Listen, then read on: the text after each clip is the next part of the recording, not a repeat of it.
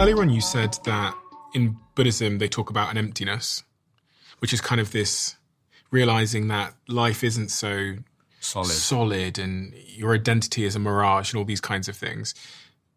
It almost sounded like that's the opposite of like victimhood. Because when we think about victimhood, it is I create an identity for myself and then I create a story around that identity, which has suffered some kind of injustice, and then I kind of live out that injustice. How does Buddhism think about victimhood and identity and trauma, I guess? So, of course, we identify incredibly strongly with our past. And we, in so many ways, are prisoners of what has happened to us in our past. And it's totally understandable, of course. But Buddhism brings in a whole fresh perspective, which is that you are not your past.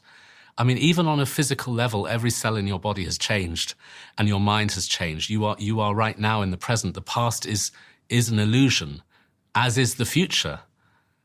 And we spend so much time in the past and future or trying to manipulate the present. Whereas with meditation, you're learning to be in the now and not be... it doesn't mean you don't plan or don't remember, but you're learning to cling less to the past and future. And you're learning to cling less to or hold less to the idea that things are really as solid as you think they are. I mean, it's very scientific. There's a Buddhist meditation which literally is about a table. Like, you know, here we are with this table. And they say, if you take apart this table, you'll find it doesn't exist. Because the table, as it seems right now, is a top with legs. You take the bits apart, and now where is your notion of table? You've got these bits of wood or metal or whatever it is, and you start kind of dissecting that further and further and further. This is where Buddhism and particle physics become, you know, talking a lot. There's a lot of conversation there, in that the smaller and smaller you go into these wood shavings and then particles, and can you find the smallest part that makes up all of reality? And Buddhists would say no, because if it's a part, it has parts. There is no such thing as the partless particle, because if it's a particle, it can be further subdivided. So we can't find the smallest base that makes up all of matter. What we're experiencing is more like a dream or an illusion, and the reality we live in, of course, it feels very solid. You know, if I throw this cup at somebody, it's going to hit their head and hurt them. There's no point saying, well, it's all empty, don't worry about it. But the idea behind this philosophy of understanding things not to be as solid as they are is that we can learn to suffer less, because we spend so much of our energy constantly reacting to things as if they're really solid and really real and there's nothing that can be done about them, whether that be people or objects in the world around us or our mind itself. And if we can desolidify some of that, we could become more free. We all carry so many burdens in this regard. You know, it could be grief, it could be heartbreak, it could be a colleague at work that doesn't dislike us, a comment in our Instagram page of something someone said about us. How does one go about alleviating ourselves from this kind of burden? Yeah. So for me, it's very much about dropping the story and looking at the feeling. Okay. Explain that to me. So for me, this became a very important practice for me when I was in a long retreat. So I went into a very long retreat for 4 years. I became a monk for a year, and I stayed a bit longer. It was after about 4 years that I decided to do this for life, and I took lifelong vows. And then I knew about I did some short retreats, but I knew about these long retreats. But it wasn't until 12 years later that the opportunity came up to go into a long retreat, 4 years long, where you are really just cut off from the world for that length of time. Nobody goes in or out, and you are meditating many, many hours a day. And it was the most frightening experience of my life, because I was in there alone with my own thoughts and emotions. It's not a completely solitary retreat. There are other monks there all doing their own meditation in their rooms. So there is a kind of group, but you are very much alone as well. And for me, the whole thing was, for the first 2 years, was just horrific amounts of depression, misery, pain, anguish, anxiety that would build into panic attacks. I was really, really shocked by what happened to me in there. Because I think I thought I'd been a monk for 12 years and I'd already started to, give a few talks about meditation and maybe I thought I was quite sorted, but I wasn't. And I got in there and really fell apart. But it was an amazing thing that happened to me because that falling apart forced me after a while to learn how to engage with what I'm talking about, which is looking at the suffering and working with that with meditation. Looking at the suffering. So for me, during those first 2 years of the retreat, I was completely obsessed with the story because I was experiencing these horrendous feelings of heartbreak and feelings of depression, anxiety, just kind of a whole mass of suffering inside myself. And I was trying to almost do therapy on myself and think, okay, thinking memories were coming up from the past and thinking about things that had happened in my past and is this why I'm suffering now and how do I resolve that? And the more I went down that road, the worse it got. And I found myself really disconnected from Buddhism. And it was a really frightening experience because I'm there in a 4-year retreat, I'm a monk, and I was feeling completely alienated from the whole thing. I kind of wanted to just get away from it. I wanted to run away.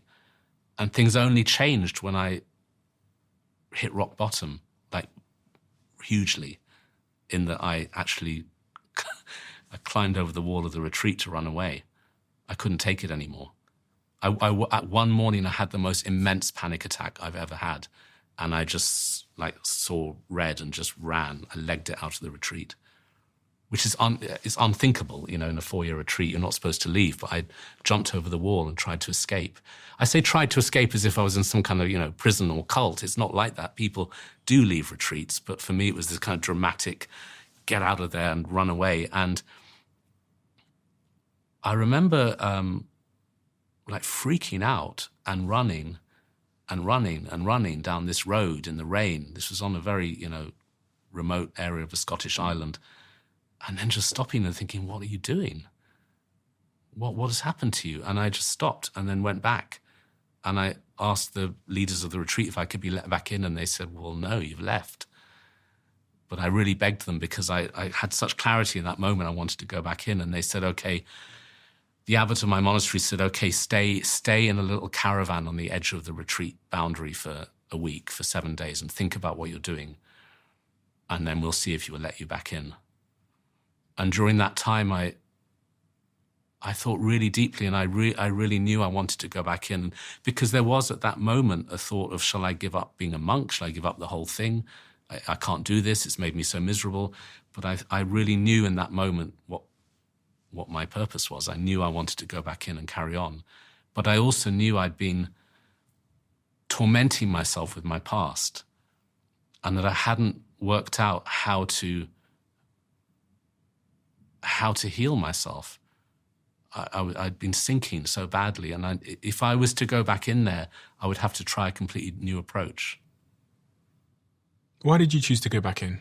Because I really strongly believed that it was what I want to do with my life.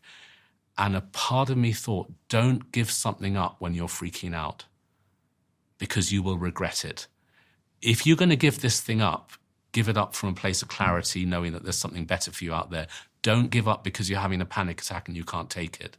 That's the wrong kind of timing to make a life change.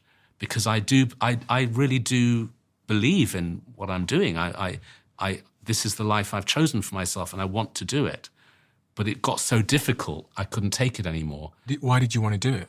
If something is painful and causing you anxiety because I felt that this pain I'm going through, the methods are there. I just need to know how to use them, and I could learn to conquer this. This pain could be the breakthrough. Most people in their lives, when they think about the things that give them anxiety or pain or fear, we live as sort of discomfort avoiding humans, so we try and run to comfort or pleasure. Exactly. So life is hard, let's run from it. Exactly. Let's get on a plane, fly to another country, and try and just set up a new life somewhere else. It doesn't work. Because you go to your new life and the thing that has been haunting you like a shadow goes with you. You can't run from yourself. You can run to the end of the earth, and that thing that has been tormenting you is part of you. And until you learn to integrate that, it will always trip you up. And so I went back into that retreat knowing, okay, this is your last chance. If you mess this up again, that's it. Forget it. So it was a real like make or break situation. And I went back in, and I everything changed, because I found I had to find a different way of dealing with that suffering. What was that? Okay, so I'm back in there, and it's coming up again. The depression, the anxiety, the pain. That to me, it felt like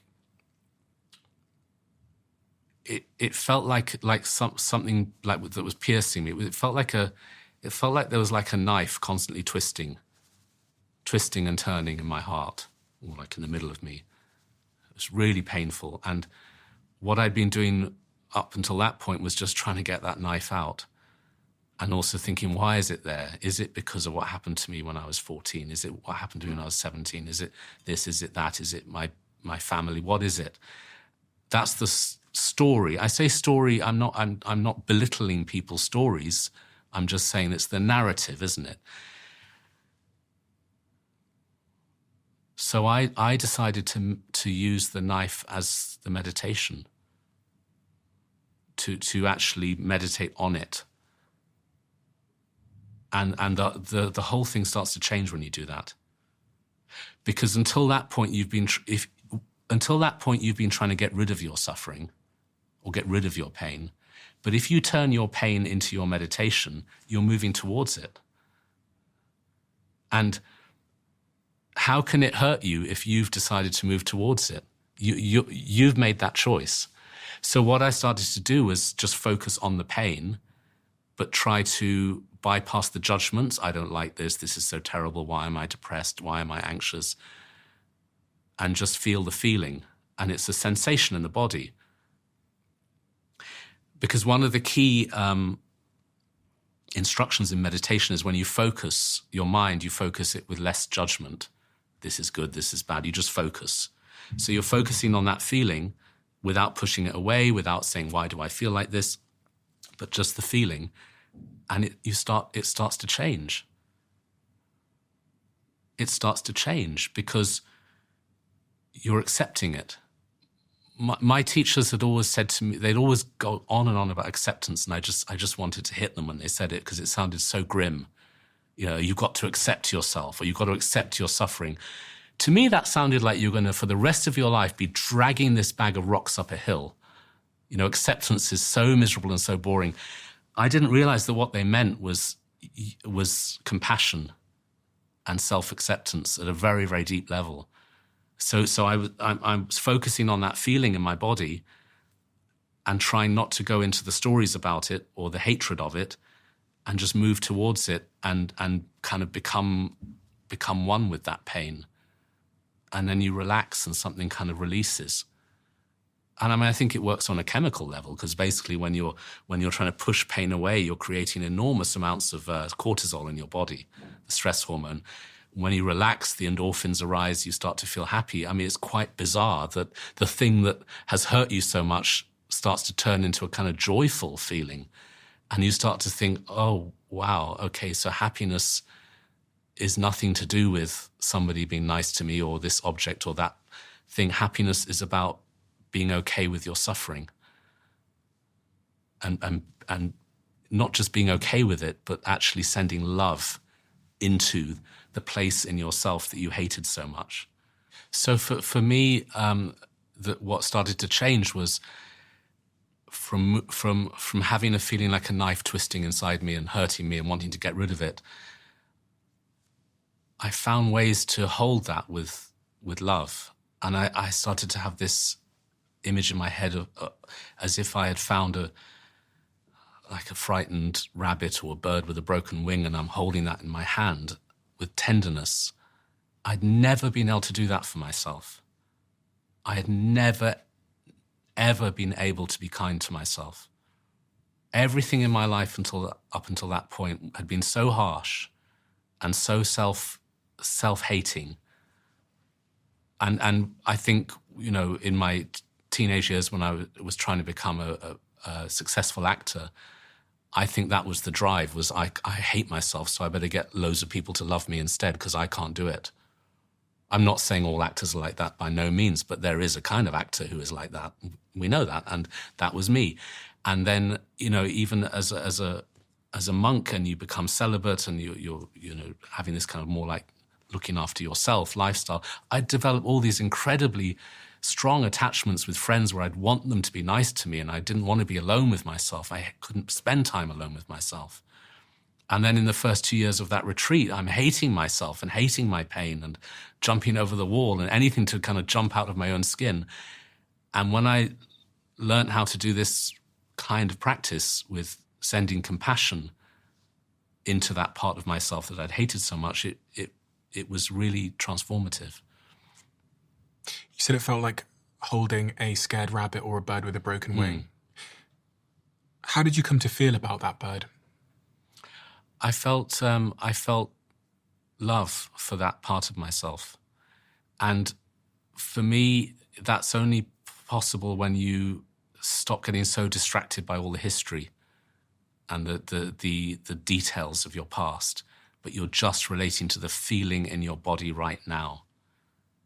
And I don't know if it's like this for everybody, but for me, feeling it in the body is a really easy way to start because, yeah, it's depression, it's anxiety, it's trauma, whatever it is.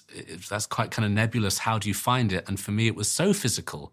It was like this twisting of a knife in the heart or a sinking feeling in the chest. And just to relate to that sensation with kindness taught me how to love myself, but in an accepting way. It's not about, becoming an egomaniac. Like, I love myself. It's more have kindness for yourself. How does this translate to things like grief? Because grief is one of the hardest things to get to acceptance on, the sort of finality of life, losing someone you love. You've been through this yourself. You had, I think, a best friend of yours who was... Well, my teacher. Oh, your teacher. Well, he was my best friend as well as my teacher. He was murdered. So 11 years ago, my teacher, Akon Rinpoche, who had been my everything for all those years, he was my teacher, my closest friend. I spent a lot of time with him. I became his kind of assistant. So when he would travel, I was with him all the time. So we were very close. He was Tibetan, and he was in charge of our monastery in Scotland.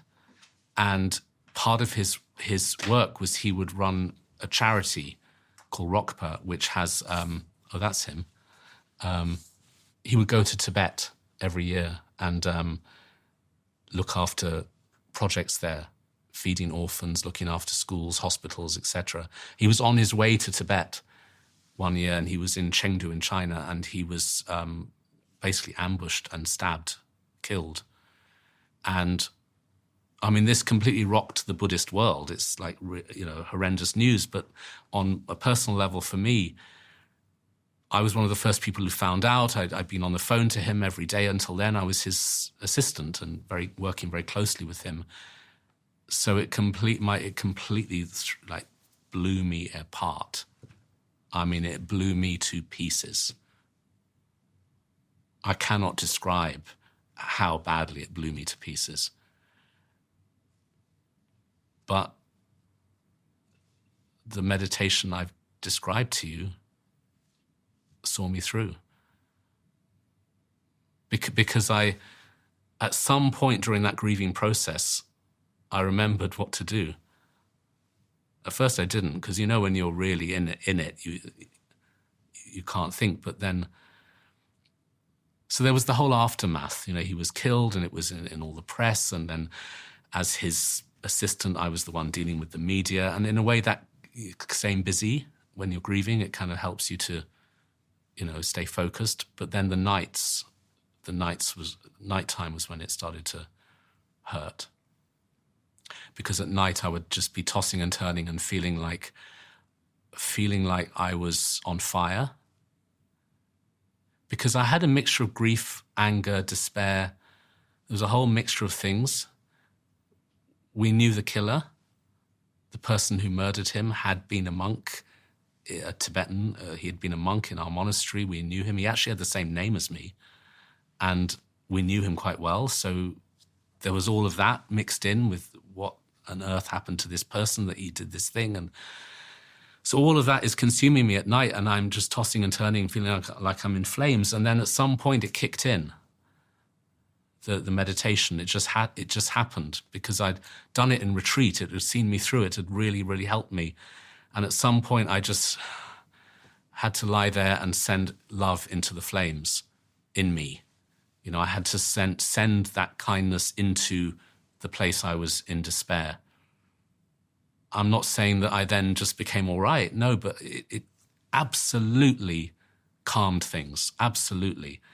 And it is all about love. It really is. You are sending love into the pain you are experiencing.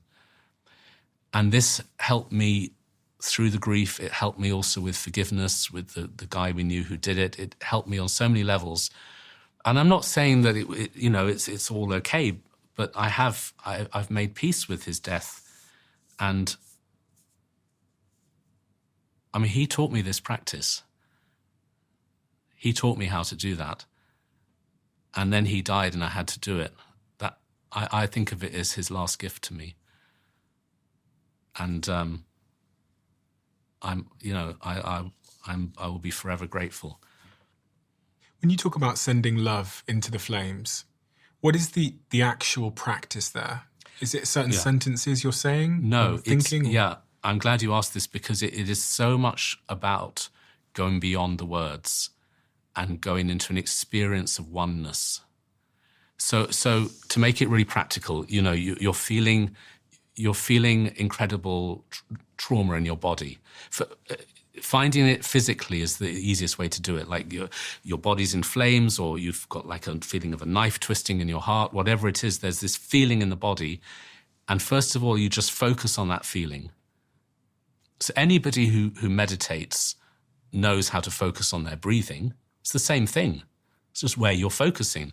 So you're feeling the feeling, and you're trying to bypass the thoughts of this is uncomfortable, I want this to go away, why did he die, what happened? You're just feeling the feeling. And then you pay attention to that feeling in a loving way. You flood it with love.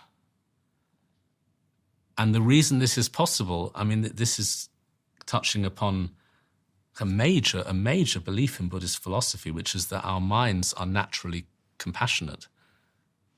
We are not these fight or flight killing machines that some people like to think the human being is. Our natural state is to be kind. It is who we are naturally deep down. So when you clear away all the words and the ideas and you just sit with the feeling and you send love into that feeling with your mind, you're just loving that feeling, holding it with compassion, as if you were with a friend who was grieving. You know, if you were sitting with a friend who was freaking out or grieving or whatever, you're not going to slap them around the face and say, snap out of it. You will hold their hand. And we all know how to do that. The question is, can you do it for yourself? And for me, that was a huge challenge because I hated myself so much for so many years. I was my worst enemy. So to hold my own hand internally in that sense, that's what I mean by sending love into the feeling. And what happens then is the feeling starts to change. It starts to melt. The sharpness, the sharp edges of it start to melt. And you start to be okay with being not okay. And it's almost as if a kind of happiness starts to arise, but it's not like it's a kind of happiness you haven't tasted before. It's a happiness of, I can be okay with this. It makes you immensely strong. You talked about forgiveness. Did you forgive the man that murdered your friend and teacher? Yes. Quite quickly. In a way, it was made easier because it became really clear that he was psychotic. And of course, that's no excuse or condoning or anything like that, but somebody who is really unable to control themselves. I mean, how can you hate them or whatever? But that's an extreme case. But the practice of forgiveness is a hard one, isn't it? Because we've all got people in our lives that we think might have wronged us or done something to us which has caused us pain. Constantly. And almost the way that we create our own perception of justice is by holding the grudge. Yeah. Now, why do we do that? That's the question. Is do we think that if we let go of the grudge, we have let the other person get away with it? That's how it kind of feels, right? Wouldn't you say that by holding the grudge, they've got away with it? Because you're the one suffering. They've really won. They're winning in each moment because you're holding on to their... In Buddhism, there's a teaching that says it's like holding on to a piece of hot metal or holding a hot coal in your hand, and it's just burning you. So if I'm holding the grudge, they have absolutely got away with it because they are the thing they did, which was one thing maybe, I am now constantly hurting, and they're absolutely the winner. So I wonder if we assume, I think we do assume that forgiveness is a kind of giving up, even the word forgive, the give in the word. So it sounds like we're taking a weaker position, we're giving up, we're sort of surrendering. But I think forgiveness is a strength or a power. And it's actually nothing to do with the other person. You're not going to necessarily write them a letter and say, I've forgiven you, but you're freeing yourself. You're dropping your burden. Because that rage is toxic and that hurt is toxic. It's so hard to let go of it. And people can say let go and you just want to slap them in the face because, what? Okay, is it that easy? I'm just going to let go. It's not that easy. It's bloody hard. But meditation gives you the tools. Partly because meditation anyway is helping to loosen up that kind of glue that we have in our minds where we're glued into those feelings. Even just a simple meditation like coming back to the breath is helping you to be less glued into those thoughts and reactions and feelings. So the feeling of rage can start to be less heavy for you. You've been through several sort of traumatic incidents. You talked about being 14, being 17, sexual abuse, parental divorce, a little bit of neglect, it sounds like, as well. Have you forgiven all of those people in your life? I don't know. I don't know if forgiveness is a big, huge, massive moment or if it's a process. I'm friends with all those people, very close friends with all those people. And I think... Here's what I think. I think I've learned how to forgive the feelings that those incidents gave rise to. Mm-hmm. That to me is much more important than forgiving the people. Mm-hmm.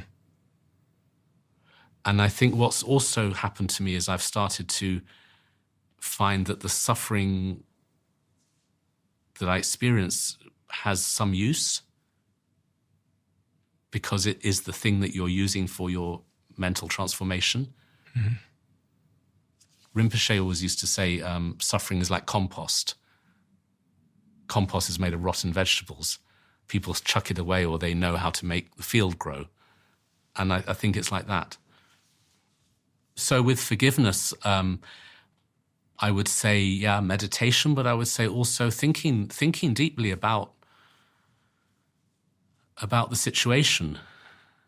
What's really helped me with my dad and with other people is to think about the suffering they were going through that kind of like propelled them to behave the way they've behaved. There's always something, isn't there, in somebody that has made them behave the way they behave. And there's a part of us that gets very indignant and thinks, how dare they? They should know better. Whereas the Buddhist answer would be, well, what do you mean they should know better? They know what they know.